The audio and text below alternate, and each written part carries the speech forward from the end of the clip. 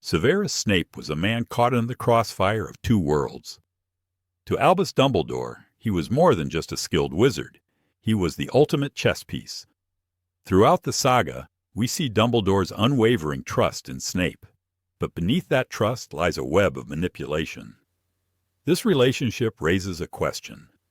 Did Dumbledore see Snape as an ally, or merely a tool to achieve his goals? The first cracks in their dynamic appear when Snape pleads with Dumbledore to protect Lily Potter. Desperation drives Snape to bare his soul, but Dumbledore's response is cold and cutting. "You disgust me." For someone seeking help to save the woman he loves, these words must have felt like a dagger. And yet, Dumbledore agrees to protect the Potters, but only after extracting a promise from Snape. "What will you give me in return?" he demands. This interaction is pivotal. It sets the tone for their relationship. Snape becomes a double agent, risking his life daily, not out of loyalty to Dumbledore, but to honor his love for Lily. Yet one can't help but wonder, would Dumbledore have helped the Potters even if Snape refused? The prophecy made it clear that Voldemort would target Harry or Neville. Protecting them wasn't just an option, it was a necessity. But Dumbledore never hesitated to leverage Snape's guilt and devotion for his own ends. Perhaps the most striking example is the infamous promise Snape fulfills on the Astronomy Tower. "Severus, please," are Dumbledore's final words. Killing the headmaster was the ultimate test of loyalty. It wasn't just about ending Dumbledore's cursed life. It was about cementing Snape's position in Voldemort's inner circle. The act would forever brand Snape as a murderer, ensuring no redemption in the eyes of the wizarding world. Dumbledore's trust in Snape extended to moments of calculated humiliation. Take, for instance, Snape's long-denied wish to teach defense against the dark arts. Despite his unparalleled knowledge of the subject, Dumbledore consistently passed him over. First, it was Quirrell, a mediocre professor with a sinister secret. Then came Lockhart, whose ineptitude was legendary.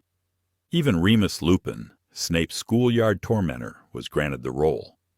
And when Lupin took the position, Snape wasn't just sidelined. He was tasked with brewing Wolfsbane potion for his childhood bully. It's a cruel irony that underscores Dumbledore's penchant for subtle torment. This pattern continues with other defense against the dark arts appointments. Alastor Moody's suspicious presence, disguised as Barty Crouch Jr., only added salt to the wound. Dolores Umbridge, forced upon the school by the Ministry, made a mockery of the role entirely.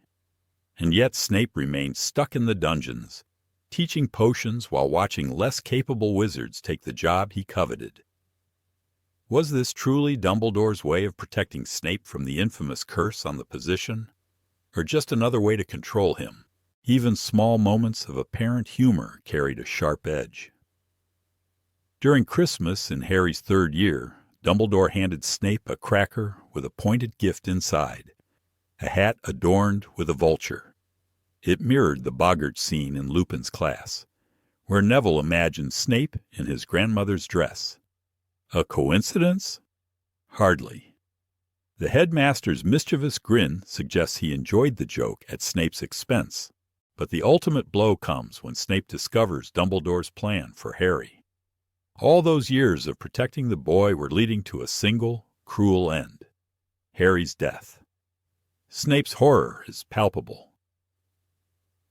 "You've been raising him like a pig for slaughter," he exclaims. For a man who had devoted his life to atoning for Lily's death, this revelation is shattering.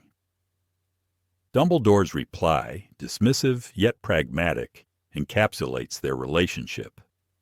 Harry's sacrifice was essential to defeat Voldemort, and Snape's role in the grand scheme was merely another calculated move. In the end, Snape's story is one of tragedy. He died misunderstood, hated by most, and celebrated by few. Even his final moments were marked by Dumbledore's influence. As Harry watched Snape's memories unfold, he saw a man who had loved, sacrificed, and suffered, all for a cause that rarely offered him kindness in return. Dumbledore trusted Snape implicitly, but the trust came with strings attached. Snape was loyal, skilled, and indispensable, but to Dumbledore he was never a friend. He was a pawn on the chessboard, moved with precision and purpose. And when the game was over, Snape was left broken, a hero in the shadows, forever haunted by the choices he was forced to make.